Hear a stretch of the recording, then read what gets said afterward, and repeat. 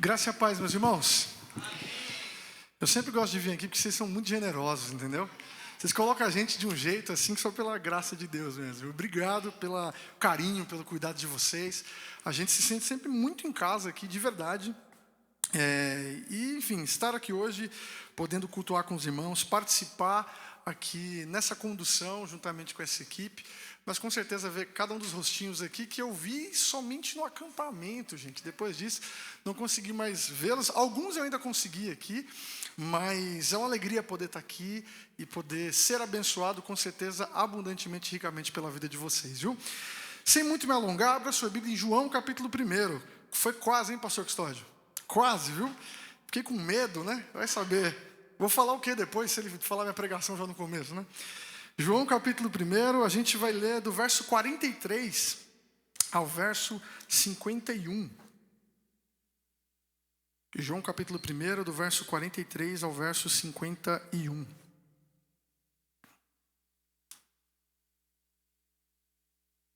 Amém? Tem muita folha mexendo para esse amém com convicção, assim, viu? Vamos aguardar um tiquinho mais aí. Agora sim, amém, irmãos? Vamos ler a palavra de Deus com atenção. No dia seguinte, Jesus decidiu partir para a Galiléia quando encontrou Filipe. Disse-lhe, siga-me. Filipe, como André e Pedro, era da cidade de Betsaida. Filipe encontrou Natanael e lhe disse, achamos aquele sobre quem Moisés escreveu na lei e a respeito de quem os profetas também escreveram, Jesus de Nazaré, filho de José. Perguntou Natanael, Nazaré? Pode vir alguma coisa boa de lá? Disse Filipe, venha e veja. Ao ver Natanael se aproximando, disse Jesus, aí está um verdadeiro israelita em quem não há falsidade. Perguntou Natanael, de onde me conheces? Jesus respondeu, eu o vi quando você ainda estava debaixo da figueira, antes de Filipe o chamar. Então Natanael declarou, mestre, tu és o Filho de Deus. Tu és o rei de Israel. Jesus disse, você crê porque eu disse que o vi debaixo da figueira. Você verá coisas maiores do que essa. E então acrescentou, digo-lhes a verdade, vocês verão o céu aberto e os anjos de Deus subindo e descendo sobre o Filho do Homem. Amém? Baixe sua cabeça mais uma vez. Vamos orar ao Senhor para que Ele nos guie nessa reflexão. Pai eterno, Deus bendito, obrigado, Senhor. Obrigado pelo culto que o Senhor já nos conduziu pelo Teu Espírito aqui a darmos ao Senhor, ó Pai. É só pela Tua graça e pela Tua misericórdia que nós podemos cantar, que nós podemos nos reunir, que nós podemos aqui expressar a nossa alegria, a nossa gratidão aos Teus feitos poderosos sobre a nossa vida. Obrigado porque o Senhor nos dá o privilégio de ter a Tua palavra, Pai, e com liberdade lê-la aqui. Nós estamos aqui diante dela e rogamos desde já para que poderosamente o Senhor possa falar ao nosso coração. Não permita que nada da minha humanidade atrapalhe, ó Pai, no processo que o Senhor tem de tratar com cada um dos Teus filhos aqui. Atendendo, ó Pai, ao anseio dos seus corações, mas com certeza levando cada um deles, ó Pai, cativos a Jesus Cristo. É no nome dele que nós oramos com fé e agradecemos. Amém. Por que nós estamos aqui? De onde que a gente veio? Qual que é o problema do mundo? Pensa aí. Eu tenho certeza que em alguma medida você já escutou perguntas semelhantes a essas, assim, que falam sobre a sua identidade, sobre a sua origem. Talvez o seu processo de encontrar Jesus passou por questionar se aquilo que a igreja diz é verdade ou não é. E querendo ou não, essas questões elas são fundamentais para que a gente entenda o que é a vida de fato, não é? Se você parar qualquer pessoa aí fora que tem algum tipo de crença, com certeza ela vai ter uma resposta para dizer a respeito qual é o problema desse mundo. Tem gente que vai dizer que é a política, tem gente que vai dizer que o problema desse mundo é a desigualdade social. Eu não sei se alguém vai gostar, mas tem gente que diz que é o Corinthians também, né? Enfim, mas, todavia, entretanto, algumas cabecinhas aqui ficaram meio chateadas. Calma, gente. Eu não vou falar de futebol, tá? Amanhã. Mas o ponto é, quando a gente começa a pensar sobre os grandes questionamentos da vida, com toda certeza, independente se você tem respostas prontas para isso, sobre sua identidade, sua origem, o problema desse mundo e qual que é a solução dele, nós temos muitas propagandas aí fora que se levantam para poder dar para você as respostas disso. Talvez a ciência seja uma primeira opção. é aquela que vai dizer para você que em determinado momento da existência aqui, da história, uma pequena explosão ocorreu, e isso ocasionou o quê? Numa sucessão de evoluções e desenvolvimentos que chegou até você. Nós estamos aqui hoje porque o mundo evoluiu, porque a natureza evoluiu. Quem aqui já não ouviu falar que talvez a humanidade veio do macaco, não é? Pois é. Mas talvez você não seja aquele que seja da ciência, mas da religião. Talvez alguns de vocês estejam aqui, e glória a Deus por isso, encontraram Jesus. Mas antes disso, passaram por alguns outros apriscos aí. E tiveram ali promessas de, se você cumprir todos esses mandamentos, se você cumprir todas essas regras aqui, você vai conseguir encontrar o quê? Essa boa vida, o sentido para a vida, a solução para os problemas à sua volta e propósito. No final das contas, meus irmãos, quando a gente pensa sobre quem nós somos, sobre o problema do mundo, sobre a esperança para esse mundo, a gente está em busca de quê? De sentido, não é? De propósito. A gente não está aqui por acaso, mas a gente quer viver por alguma coisa. E de satisfação. Todos nós estamos em busca de alguma coisa que nos dê prazer, que alegre nosso coração.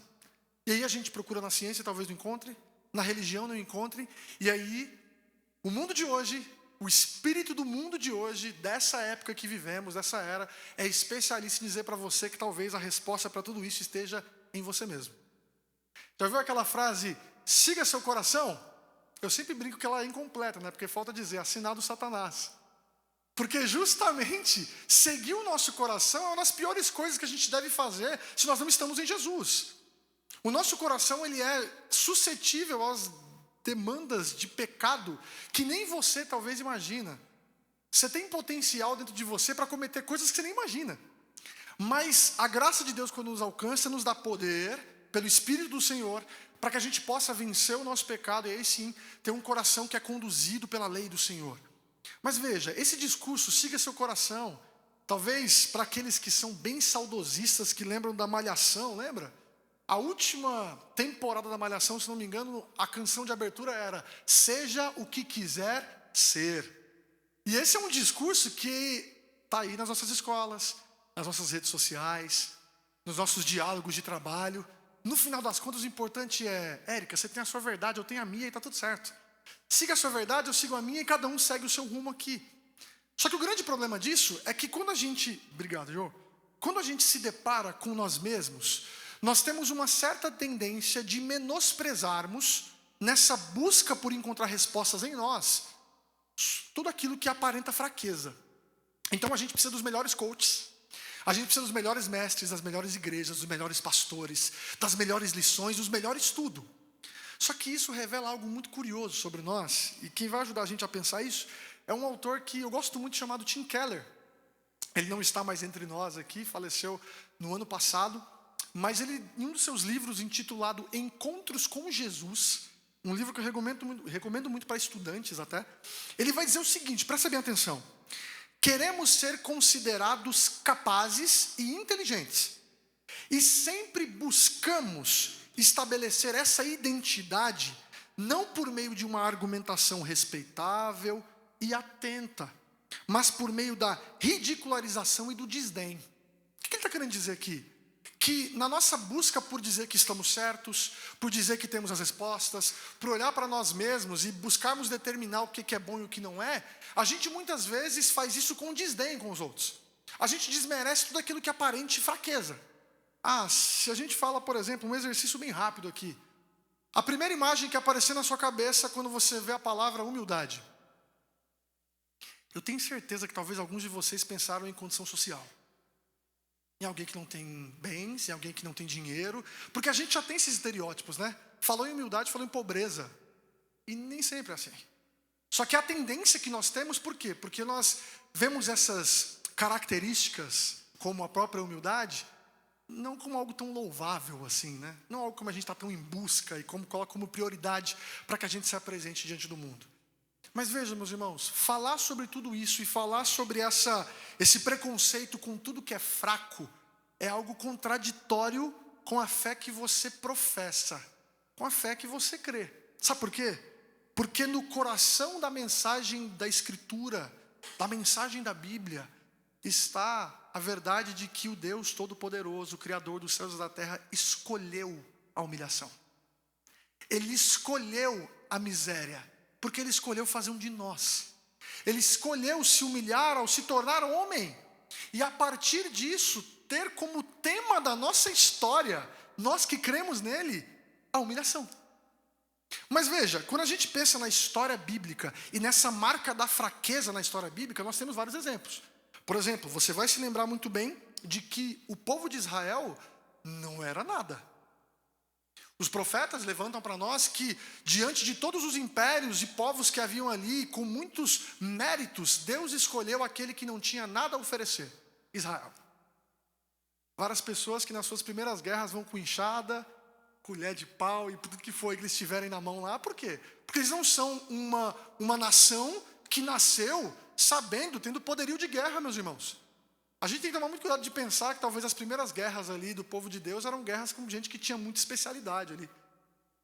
Mas não só isso. Quer pensar em outro exemplo de fraqueza na história bíblica? É olhar justamente para o contexto de um mundo em que ter filhos é bênção de Deus. E Deus escolhe quem? Aquela que é estéril. Ele escolhe essas. Mas sabe um exemplo que é um tanto quanto constrangedor para nós? Para nós mais novos e para os mais velhos, enche o peito aí para se alegrar no Senhor agora. É saber que Deus chama idosos para serem seu pontapé inicial na história da salvação. Ele chamou Abraão. Abrão, que se torna Abraão. Percebe que na história do Evangelho, a marca da fraqueza, melhor dizendo, aos olhos humanos, é a matéria-prima de Deus. É a maneira como Deus trabalha e age em nós e através de nós. E por que isso é importante? Porque muitas vezes nesse processo de lidar com os questionamentos que você tem, até mesmo sobre a sua fé, muitas vezes a gente menospreza um pouquinho o reino de Deus. E se torna o Natanael que diz, pode vir alguma coisa boa de Nazaré? Pode vir alguma coisa boa de lá? Será que realmente é suficiente tudo aquilo que eu escuto semana após semana no púlpito da minha igreja? Nas escolas dominicais? Será que é suficiente tudo isso? Será que eu não preciso de mais, de algo que mostre que nós estamos ali empoderados e aí a partir disso nós vamos triunfar e etc, etc, etc. Só que sabe qual é o maior problema, meu irmão? É que a vida é especialista em refutar a gente, não é? Nós levantamos o braço, nós vamos em frente e quando a gente encara a vida a gente vê que ela muitas vezes faz que a gente volte para trás novamente e recomece tudo de novo. É por isso que a gente precisa do Senhor. Eu gosto de dizer que todos nós somos Pedro. A gente gosta de prometer aquilo que a gente vai garantir quando for na hora do vamos ver, em nome de Deus. Só que a gente é o primeiro a levantar a espada e acertar a orelha do servo. A gente é o primeiro a correr, a negar, justamente por quê? Porque talvez a gente está alimentando a nossa espiritualidade daquilo que não é o que o reino de Deus promove para nós. O que a gente vai pensar aqui, diante de tudo isso? Esse texto que nós lemos tem tudo a ver com isso. Nós temos aqui Jesus no seu recrutamento. Ele está começando seu ministério. E ele começa a recrutar jovens para que venham ser ali os seus discípulos. E em especial nesse relato nós temos Natanael. Alguém que terá um certo preconceito ali com Jesus. Diante disso eu resumi aqui a nossa reflexão com a seguinte frase. Se você sair daqui com ela eu já ficarei muito feliz, tá? Nós aprenderemos aqui que a nossa incredulidade, ela não é ignorada pelo Senhor, que com sua graça se auto-revela, transformando-a em esperança. As dúvidas que a gente tem, elas não são um problema para Deus. Nunca serão. Você está no lugar certo para poder externá-las. Mas externe com a esperança de que todas elas, quando são colocadas diante do Senhor, têm como resposta o próprio Deus que se revela para nós e transforma todas essas dúvidas na esperança que a gente precisa. A gente vai ver isso em duas partes, meus irmãos. E a primeira parte é que muitas vezes nós menosprezamos o Evangelho por ele ser simples demais. Olha o que o texto vai dizer para a gente no verso 43. No dia seguinte, Jesus decidiu partir para Galiléia. Dizer que foi no dia seguinte, com certeza tem que levantar uma curiosidade para você. O que aconteceu no dia anterior? E se a gente puder ver alguns versos anteriores, lá no verso 35, acompanha na sua Bíblia aí. O texto vai dizer, no dia seguinte novamente, mas antes disso, nós temos João Batista sendo ali, recebendo um questionamento a respeito se ele é o Cristo. Como você sabe, João Batista é aquele que foi levantado também como cumprimento profético de que ele seria aquele que prepararia o caminho para que o Messias viesse. Só que o ministério de João Batista estava confundindo a sua audiência. E o que eles estavam questionando? Você é o Cristo? Você é o Messias? Ele vai dizer, não, não sou. Eu não sou digno nem de desatar as sandálias dos pés dele. Ele é muito maior do que eu. Depois desse acontecimento, no dia seguinte, a gente vê no verso 35 que João, ele estava ali novamente com os seus discípulos. E quando viu Jesus, o que ele faz? Ele aponta para Cristo. Vejam, é o Cordeiro de Deus. O texto vai dizer para nós que os discípulos ouvem isso, vão até Jesus e perguntam, onde você mora? Onde você está hospedado? Essa pergunta é bem interessante, né? Eles não estão perguntando quem é você, porque eles sabem quem é. Segundo o testemunho de João Batista, é o Cordeiro de Deus. Mas onde você mora? A gente quer conhecer você mais. E Jesus responde, venham e veja. Eles vão até Jesus, o dia passa, e no dia seguinte a gente tem um relato de que André, que era um dos discípulos que foi encaminhado por João Batista a Jesus, ele leva a mensagem de que encontrou o Messias para Pedro. E isso você pode ver lá no verso 41, quando o texto diz assim, o primeiro que ele encontrou foi Simão. Seu irmão lhe disse, achamos o Messias, isto é, o Cristo, e o levou a Jesus. Jesus olhou para ele e disse, você é Simão, filho de João, será chamado Cefas, que traduzido é Pedro. Então você está percebendo que nos versos anteriores, o processo de recrutamento da parte de Jesus está ocorrendo ali de maneira bem natural. João Batista encaminha alguns dos seus discípulos, eles conhecem a Jesus, são motivados, no dia seguinte já vão atrás de outro, que é Pedro, e Jesus vai montando ali o seu time. Mas sabe o que eu vejo aqui, meus irmãos? Que no começo desse processo a gente vê pelo menos 3 marcas do que é o verdadeiro discipulado. E eu não falo de discipulado naquilo que a gente entende como caminhar com a outra pessoa e ajudá-la a seguir a Jesus, mas o discipulado como a sua vida e a minha vida como seguidores de Jesus. Nós como discípulos dele. E a primeira coisa é que a gente precisa de um conhecimento verdadeiro do Mestre, Cordeiro de Deus. Vejam, é o Cordeiro de Deus. Você precisa de Bíblia mesmo, de teologia, da verdade sendo ensinada. Mas isso não basta. A gente tem que saber onde Jesus mora. Por quê? Porque Cristo não é uma ideia. Cristo é uma pessoa. Venham e vejam, nós precisamos de uma experiência genuína com Jesus. Não adianta apenas saber quem Jesus é, se nós não se assentamos com Ele à mesa. Essa é a mensagem do Evangelho. É um convite não para que você tenha um passaporte celestial para ir para o céu garantido, mas para que você restaure uma relação que foi quebrada pelo pecado. Só que em terceiro lugar, aquele que tem o conhecimento verdadeiro de Jesus, que tem uma experiência relacional genuína com Ele, é aquele que agora se torna uma testemunha e vai chamar Pedro para também conhecer. Essas são as 3 marcas do verdadeiro discípulo de Jesus. Ele conhece o Mestre, ele vive com o Mestre, e ele proclama a vida do Mestre para outros. É em todo esse processo que nós temos o dia seguinte que nós lemos aqui. Porque no dia seguinte a gente vê o repeteco disso. Porque a gente vê novamente o que? Agora Filipe. Veja no verso 43 que nós lemos. Filipe recebe um chamado agora, siga-me. Esse Filipe, ele encontra Natanael, e ele fala para Natanael que ele achou aquele que Moisés falava. É uma maneira um pouco mais robusta de falar que ele achou o Messias, o Cristo. E aí, Natanael responde, pode ver alguma coisa boa de Nazaré? E o que Filipe responde? Vem e veja. A mesma expressão que Jesus usou para os seus discípulos quando chamou eles, vem e veja. Então a gente vê aqui o mesmo repeteco do processo do discipulado. Eu falo a respeito de alguém, essa pessoa pode ter qualquer questionamento, não importa. Quem resolve a incredulidade do homem é Jesus, gente. Não se assustem com a incredulidade das pessoas. Se elas estão duvidando sobre Jesus, convidem elas para irem até Jesus.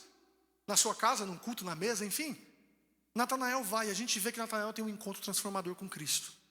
Mas o que todo esse relato tem para nós a respeito do que eu disse como lição? Que nós menosprezamos a simplicidade do Evangelho. É justamente porque Natanael, ele vai questionar Filipe justamente pela origem humilde de Jesus. O texto vai dizer que após ele falar que Jesus era o cumprimento das profecias do Antigo Testamento, Natanael responde, Nazaré? Pode vir alguma coisa boa de lá? Sabe aquela expressão que você já disse muitas vezes, onde Judas perdeu as botas? Nazaré está depois disso aí, gente. Está depois ainda, tá? Nazaré era uma pequena vila ali, mas pequena mesmo, muito humilde, e que tinha, na própria Galileia, certo preconceito até com ela. De fato, não via gente de muito... gente que era letrada, gente que era muito erudita, não saía de lá. Então dizer que o Messias que nós esperávamos chegou vindo de Nazaré é um tanto quanto estranho. E é importante que a gente tenha um seguinte exercício, pensa bem. Você é um jovem de aproximadamente ali dos seus 15, no máximo 20 anos é o que os discípulos tinham. E aí você é alguém que está ali num processo de viver a vida, naquilo que você tem nas mãos. Se você não deu certo na área dos estudos para se tornar futuramente um rabino, você vai fazer o quê? Eu vou pescar. E você vira um pescador, e aí você continua, mesmo na sua vida ali, pacata, humilde, simples, com a expectativa de que a redenção virá. Que redenção que é essa? A chegada do Messias. E por que isso é importante? Porque o contexto deles é um contexto em que eles estão debaixo da opressão romana. E a opressão romana é muito curiosa, né? Porque tinha uma expressão que era a paz romana, que era promovida justamente pelo medo, né? Anda na linha, paga os impostos que você vai poder cultuar o seu Deus. Só que se você andar fora da linha, é cruz. Eles estão num contexto em que eles pagam muitos impostos, eles sofrem, e o que eles mais querem é o quê? É que as expectativas que os nossos pais tinham, que foram trazidas a nós, de geração em geração, de que um descendente, filho de Davi, filho de Abraão, viria para se tornar o rei prometido e nos libertar disso, é o que todos nós ansiamos aqui. Só que o problema é que a gente está falando que ele veio de Nazaré. E aí, meu irmão, talvez você esteja perguntando assim, beleza, eu entendi tudo isso, eu estou vendo o preconceito de Natanael, mas onde é que entra a minha vida nessa história aí? Porque eu não sou preconceituoso com Jesus. Talvez não seja com Jesus, mas com aquilo que ele deixou para você como exercício de piedade para viver a vida em nome dele. Sabe quando seu pastor diz para você assim, ore, e você fala, mas só isso? Só orar? Não tem mais nada que eu possa fazer? É só orar? Porque a gente muitas vezes olha para os nossos exercícios de piedade como simples demais. Eu quero ler a Bíblia porque eu quero conhecer muito. Aí o pastor diz assim, o segredo é o seguinte, abre a Bíblia, lê, ora, e é isso. Mas não tem nenhum livro especial? Não é. E a gente muitas vezes torna os mecanismos da nossa espiritualidade sempre muito uau. Já viu isso? Hoje a gente vive a cultura evangélica do uau. A gente quer o louvor, uau. A gente quer a pregação, uau. A gente quer a igreja, uau. A estética, uau. A gente quer a melhor igreja da cidade. A gente quer o melhor ministério da cidade. O melhor pastor, o melhor louvor, a gente quer o melhor tudo. A gente quer ostentar coisa que não é nossa. A gente quer ostentar a igreja que é de Jesus, as ovelhas são de Jesus. A gente quer fazer tudo isso, por quê? Porque a gente tem tratado a nossa jornada de fé como um fim em si mesmo. Como se a gente fosse alcançado pelo Evangelho para quê? Para viver uma vida que seja de ostentação de uma crença que é melhor que a dos outros. Não é, meu irmão. O Evangelho não é isso. O Evangelho é marcado por fraqueza, por morte. O Evangelho é marcado por uma mensagem que para todo aquele que não conhece a Cristo é loucura. O apóstolo Paulo nos lembra na primeira carta aos Coríntios de que a mensagem da cruz é loucura para aqueles que estão perecendo, mas para nós é poder de Deus. Já parou para pensar na natureza dessa expressão? Ele está dizendo para você que o símbolo de morte do império que matou Jesus é o que é poder para mim e para você. O que é poder no reino de Deus? O que é ser empoderado pelo Espírito de Deus? Talvez você se lembre de Atos, capítulo 1, verso 8. Será nesse tempo, Senhor, que o Senhor vai restaurar o reino de Israel? A expectativa que os discípulos têm após a ressurreição de Jesus. E a resposta de Jesus é um tanto quanto direta, a mim e a você também. Não cabe a vocês saberem o dia, nem quando isso vai acontecer. Mas recebereis poder, quando vier sobre vós o Espírito Santo. E serão minhas testemunhas tanto em Jerusalém, Judeia, Samaria e até os confins da terra. Mas por que é importante lembrar desse texto nessa nossa reflexão? É porque a palavra testemunhas ali, no português, nós temos ela como testemunhas, sempre pensando naquele que é o representante de alguma coisa, não é? Aquele que está testemunhando sobre algo ou alguém. Mas a ideia ali é carregada de martírio. Ou seja, a testemunha é aquela que testemunha na jornada de risco de morte. É dizer que nós seremos empoderados pelo Espírito para muitas vezes, meus irmãos, trilharmos uma jornada de dor, para que Cristo seja glorificado. Duro isso, não é? Difícil às vezes, não é? Não é errado você negar isso não e falar, aceitar e concordar comigo que é difícil. Mas esse é o ponto. Deus não nos deixa soltos nessa missão. É por isso que Cristo fala, vocês receberão poder quando vier sobre vós o Espírito de Deus. O nosso Espírito, meus irmãos, que é em nós, o Espírito Santo que é em nós, é um Espírito que tem como ministério apontar a sua vida para Jesus. Quando a gente lê lá em João capítulo 15, Cristo prometendo que enviaria o Consolador, da parte do Pai, ele diz que ele será o Espírito da verdade, ele falará ao meu respeito. Já se perguntou qual que é o ministério do Espírito Santo? Falar sobre Cristo, apontar a nossa vida para Cristo, nos conduzir a Jesus. Porque Jesus, na simplicidade de quem ele foi aqui entre nós, mas mesmo nessa grandeza que é mostrada por meio da fraqueza, porque é assim que o Evangelho se apresenta, ele deu a nós uma jornada que é marcada pelo aquilo que ele veio fazer, morrer no Calvário. Você já parou para pensar que a sua vida é uma vida que tem como molde, como moldura, cruz? Eu sempre quando penso na moldura da cruz na vida, eu penso naqueles moldezinhos de bolacha, sabe? Para quem já assistiu Shrek, vai lembrar muito bem, aquela bolachinha que fica assim, que vira um homenzinho assim, não é? Pensa que o formato da sua vida é Calvário. Não adianta querer modelar sua vida de piedade de outra forma. Não adianta querer ser um cristão que seja de outra forma.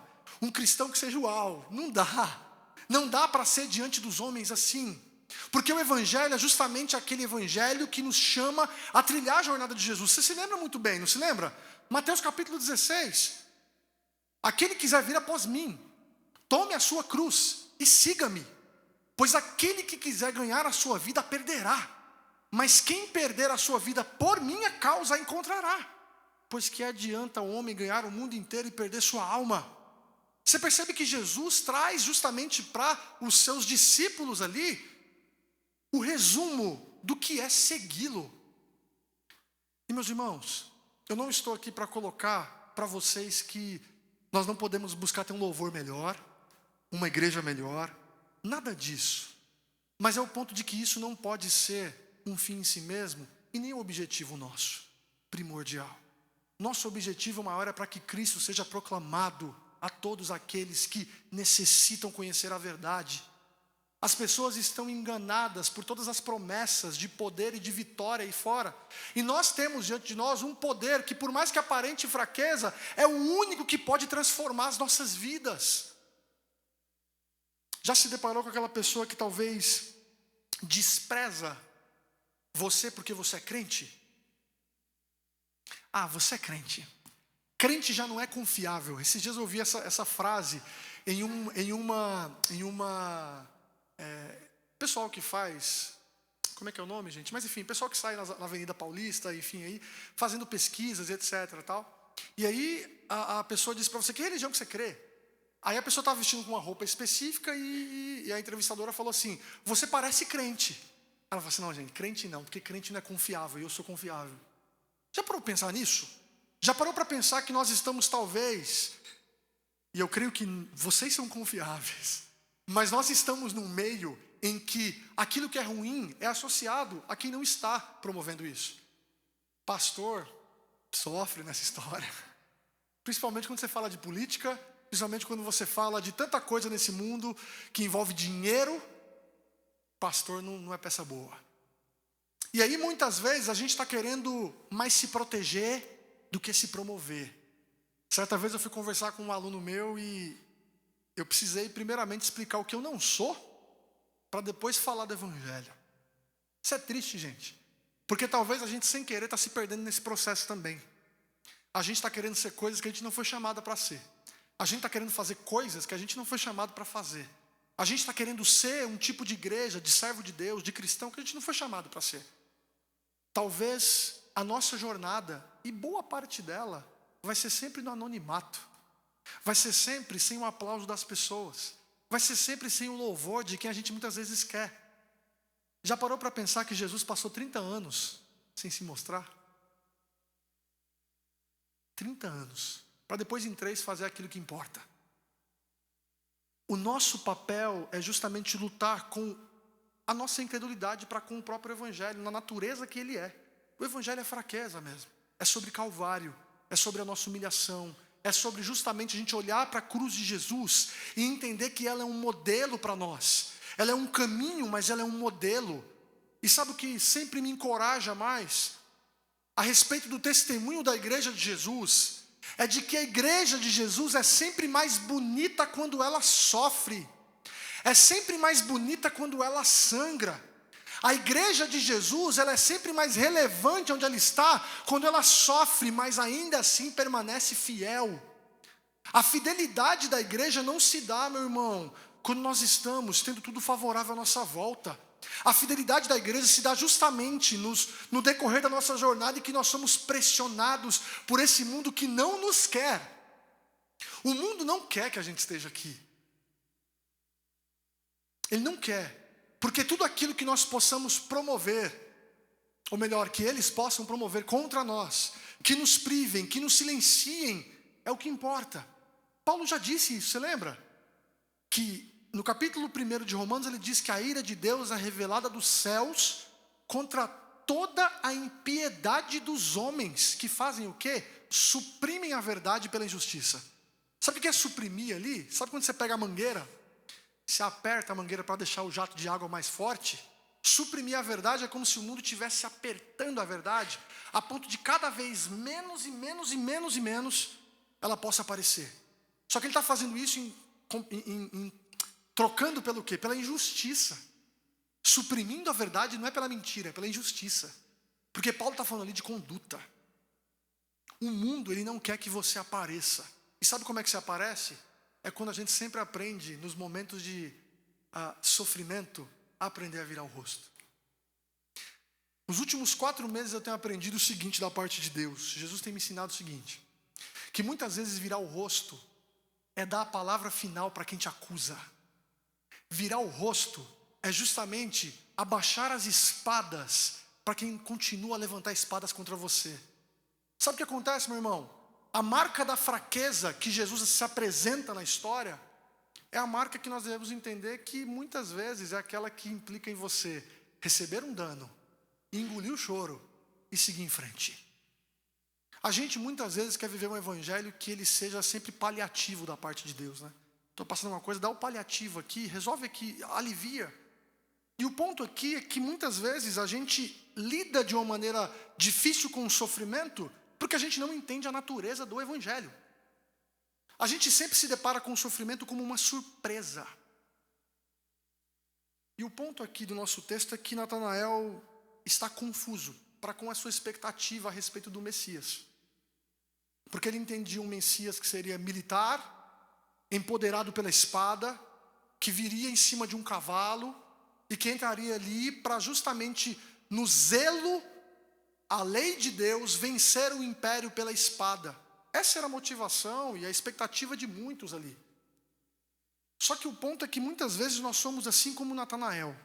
Pessoas que olham para Jesus com a expectativa errada. Sabe o que a gente faz muitas vezes, meus irmãos? A gente se frustra quando a gente vê alguém falar sobre algo de Cristo que talvez a gente nunca ouviu. Aí você fala, peraí, como assim? Jesus é assim? Deus é assim? E sabe por que isso acontece? Porque na nossa jornada de fé, nós temos a tendência de montarmos Deus, e depois de montarmos Deus, nós vamos lá e encaixamos em Jesus. Só que o que João nos lembra no seu evangelho? Ninguém jamais viu a Deus, mas o Deus unigênito que está junto do Pai, Jesus, o tornou conhecido. Ou seja, só se conhece a Deus verdadeiramente olhando para Jesus. E Jesus apresenta a Deus por meio de humilhação. Perceba que Deus escolheu se apresentar, revelar seu caráter, revelar a beleza do seu amor, revelar quem Ele é para nós por meio da fraqueza. Por meio da fraqueza. A cruz de Cristo é para nós um exemplo de fato do caráter de Deus entre nós.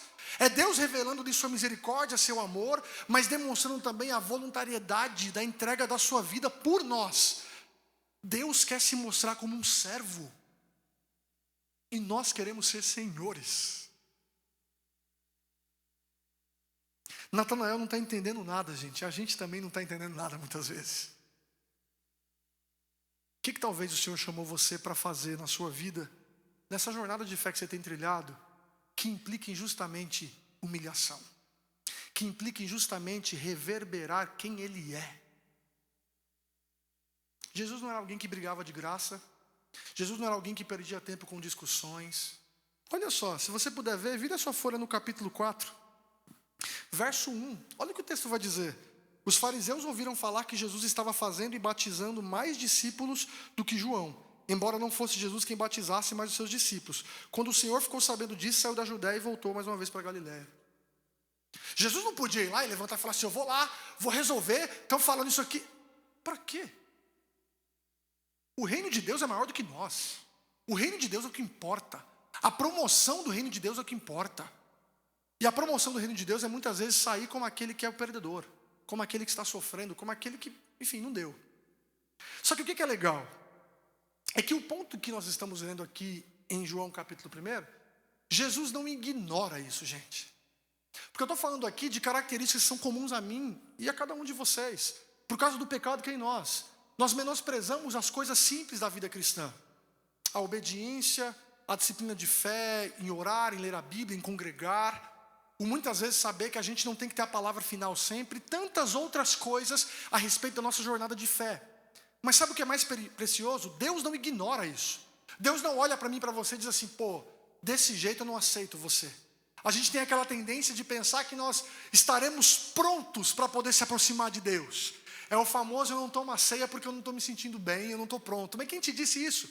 A própria ceia do Senhor é um convite ao arrependimento.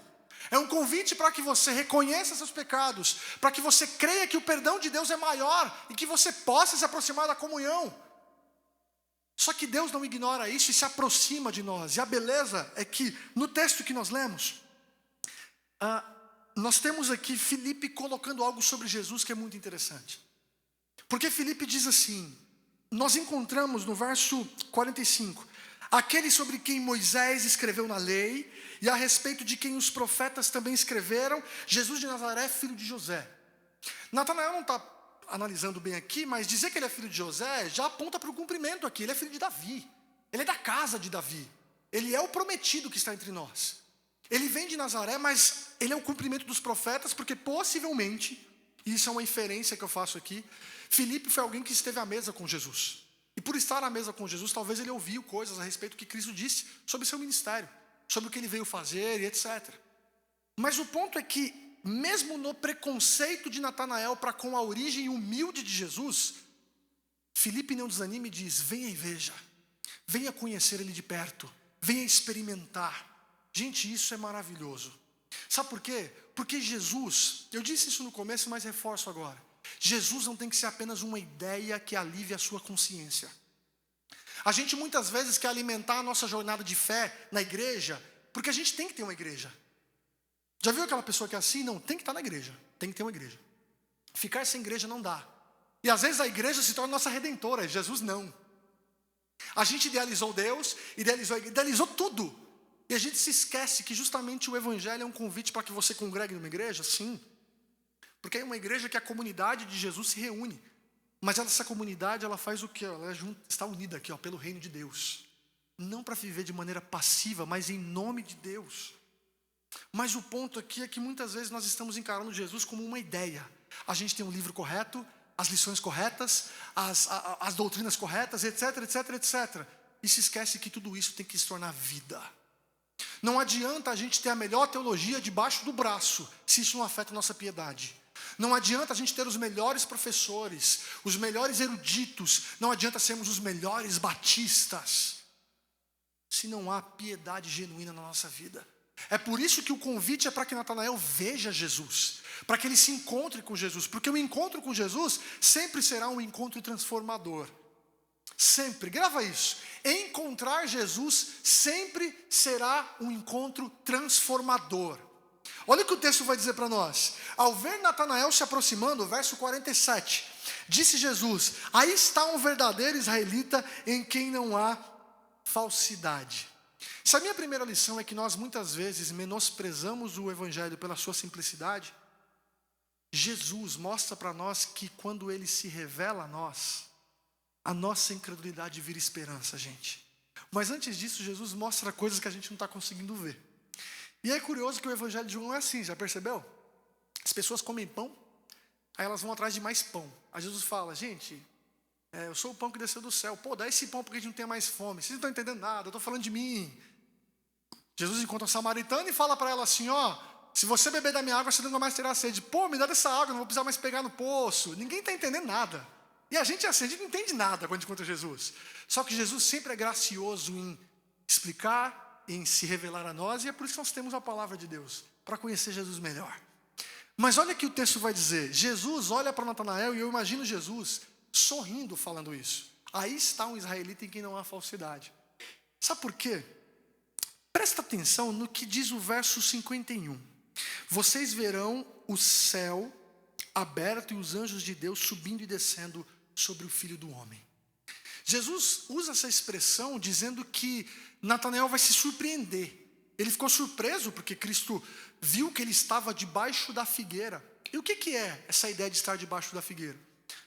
Estudiosos não conseguem precisar porque o texto não diz para nós onde estava essa figueira, o que é, enfim. Mas muitos propõem que talvez Natanael estava em um processo de reflexão por algo muito difícil, por algo que ele sofreu. Não tem como a gente afirmar que de fato foi isso, mas o espanto de Natanael mostra que o conhecimento que Jesus teve dele o surpreendeu. Porque aquele que diz que não podia vir nada de bom de Nazaré, fala assim depois: tu és o Filho de Deus, tu és o Rei de Israel. Percebe? Eu acho que o Rei de Israel não pode vir de Nazaré, mas depois de como eu tive uma experiência com ele, não, o Rei de Israel está aqui. Só que, por que eu pedi para vocês se atentarem a essa ideia dos anjos de Deus subindo e descendo? Quem aqui se arrisca um outro relato bíblico, onde nós temos anjos de Deus subindo e descendo na Bíblia? Jacó, lembram disso? Gênesis capítulo 28. Jacó tem uma visão sobrenatural de uma escada que abre do céu, onde você tem anjos descendo e subindo ali. E aí Jacó tem um encontro ali que transforma a sua jornada.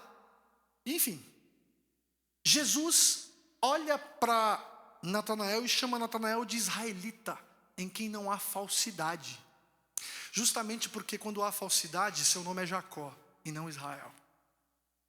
O ponto que Jesus está colocando aqui é que ele agora é aquele que é a plenitude da escada de Jacó. Se a escada de Jacó levava Jacó a ter um vislumbre de quem Deus é, da grandeza de Deus, algo sobrenatural, em Jesus, homem humilde, pequeno, diante de nós, que nós veremos a grandeza da glória de Deus. Natanael está vendo ali agora o vislumbre de algo que ele não consegue nem dimensionar. E Jesus está prometendo para ele que ele vai se surpreender, porque o próprio Jesus é a escada de Jacó.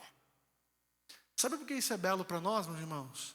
É porque talvez a gente muitas vezes, nesse desespero por querer encontrar respostas, por querer resolver nossos problemas, por querer atender às nossas necessidades, e procura em tudo quanto é lugar, a gente acaba tendo no final a teologia que sobra. Já ouviu falar nisso? A teologia que sobra? É quando você tenta tudo e sobra Deus. Deus, a teologia que sobra. Porque muitas vezes a gente vai querer, como eu disse no início, procurar resposta na ciência, nos relacionamentos, na religião, tudo quanto é lugar. Só que a nossa resposta está em Jesus, e sempre nele. Jesus é a resposta para os nossos maiores dilemas. Jesus é aquele que lida com os nossos questionamentos. Duvidar de Deus, do ponto de vista daquilo que a gente não consegue compreender, não é murmuração, meus irmãos. A murmuração se dá quando você sabe o que Deus pode fazer, sabe quem Deus é, sabe o que Ele fez, e ainda assim você é um incrédulo. Esse é o pecado de Israel no deserto, que viu Deus abrir o mar, e que depois na falta do que eles tinham de comer ali, de maneira mais específica, é o famoso eu quero pudim e não pão de cada dia, né? A gente ora muitas vezes assim, né? Dá a nós o pudim de cada dia. Não é isso não, é o pão de cada dia, gente. Porque o ponto do evangelho é mostrar para nós que nós não estamos aqui para viver a nossa vida como se ela fosse um fim aqui. E a gente muitas vezes está vivendo nossa vida assim, como se a nossa vida fosse um fim aqui. Mas o ponto para nós aqui é que a gente pode ter encorajamento com essa história de Natanael. Um encorajamento não só para nós, mas também para aqueles que questionam a respeito de Jesus. Porque o que é curioso é que assim, nós podemos olhar para Jesus como aquele que tem um conhecimento absoluto sobre nós, porque ele olha para Natanael e diz, eu vi você debaixo da figueira. Isso mostra que Deus já conhecia, Deus, né, Cristo, e é Deus, obviamente, já conhecia Natanael muito antes de encontrá-lo. Mas não somente isso, Cristo se apresenta a Natanael como um salvador, como aquele que vai transformar a vida dele agora. E não somente isso, como alguém que é uma presença mediadora. Resumindo, as pessoas estão em busca do quê? Elas estão em busca de alguém que dê para elas propósito. Quem é que pode dar propósito para você? É quem tem todas as respostas, gente. Não para todas as perguntas, mas para tudo que a gente precisa. Segundo, nós precisamos de um redentor. E o que é precisar de um redentor? É precisar de alguém que pague a conta por você. Sabe por que a religião é frustrante? Porque a religião é uma promessa de que cumprir um manual de regras te dá redenção. E ela nunca dará. Porque nós nunca conseguiremos cumprir as regras. É por isso que, no final das contas, só há duas religiões no mundo, né? A da graça e a das obras. A das obras são todas aquelas que se apresentam a você como uma promessa de que cumpre o que está aqui, faz o sacrifício X, anda sei quantos quilômetros de joelhos, paga a promessa tal. No período da quaresma que nós estamos aqui, você vê de tudo. Das pessoas que fizeram tudo que é de bom, né, no carnaval, abre aspas, né? E depois na quaresma quer pagar tudo com a própria piedade, ali se humilhando, etc. Como se a conta do evangelho fosse a gente dá a Deus a humilhação, que Deus vai falar assim, opa, na balança do reino dos céus você atendeu agora a indignidade que era necessária, e por agora você recebe o evangelho. Não é isso. É isso que a religião humana das obras faz. Mas o evangelho mostra para nós algo diferente. De alguém que veio trazer para nós a boa notícia. De alguém que fez uma obra por nós. O evangelho é justamente isso, gente. Boa notícia. De que mesmo em meio à morte, nós podemos ter vida. Talvez, se a gente fizer um exercício aqui para concluir, qual que é o maior inimigo que nós temos que vencer? Qual que é o maior inimigo que a humanidade tem que enfrentar? E eu não estou pensando do ponto de vista da humanidade crente. Mas qual que é o maior inimigo que o ser humano tem que enfrentar? É a morte. A pandemia mostrou isso para nós. Como lidar com a morte, a gente muitas vezes, pela graça de Deus, lida de maneira mais espaçada com ela, né? No período da pandemia, não. Era todo dia a morte batendo na nossa porta. E sabe o que é curioso? A morte pode ser definida como a melhor tradução do que é o pecado. O que é o pecado? Pecado é morte. Pecado é morte. E a morte, por ser tão terrível, ela é justamente aquilo que eu e você não conseguimos por nossa conta vencer. Mas sabe o que é mais precioso?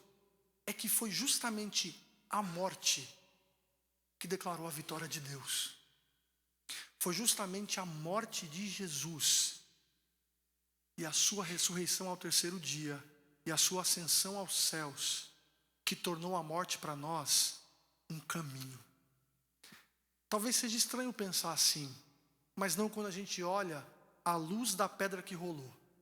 Quando a gente olha para Jesus, tudo aquilo que é ruim, gente, se ressignifica.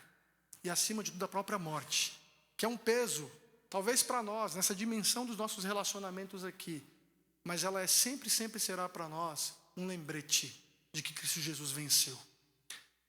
Que as suas dúvidas, que os seus questionamentos, eles sejam colocados diante de Deus, mas que você sempre colha, ao levar esses questionamentos, a esperança que você precisa para que talvez não tendo as respostas que você esperava, você tenha Jesus.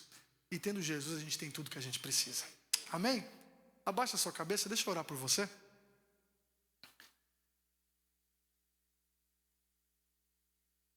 Pai querido, obrigado, Senhor. Obrigado por esse momento aqui de meditação na Tua Palavra, em que nós podemos, de alguma forma, sermos sondados pelo Senhor, para que a gente ressignifique coisas que estão aqui dentro e assim retome o nosso local de obediência que talvez a gente perdeu, Pai. Talvez nós estejamos aqui na confusão das nossas expectativas.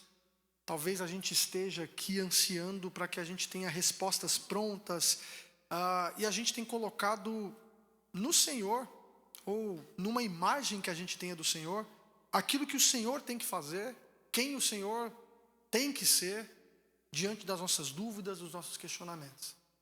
A gente muitas vezes é como Natanael, menospreza a simplicidade da sua mensagem, que nos leva a congregar, que nos chama a orar, sozinho nas nossas casas, a ler nossa Bíblia, e encarar isso como tudo que a gente precisa para poder crescer. Muitas vezes a gente menospreza isso, Pai. Menospreza diante dos sofrimentos que nós enfrentamos, as soluções que o Senhor coloca para nós na Sua Palavra, que muitas vezes se resumem em apenas confiar no Senhor e descansar na Tua providência.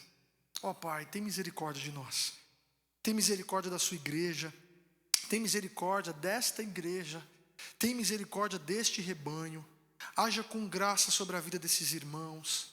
Abençoe poderosamente a vida do pastor Custódio e sua família, dando a ele sabedoria, dando a ele tudo o que ele precisa para que ele seja um modelo, ó Pai, de uma jornada, de um discipulado, de alguém que segue ao Senhor e que mortifica a sua carne, que vive essa vida de cruz e que sirva assim de testemunha, de exemplo, ó Pai, para o teu rebanho aqui.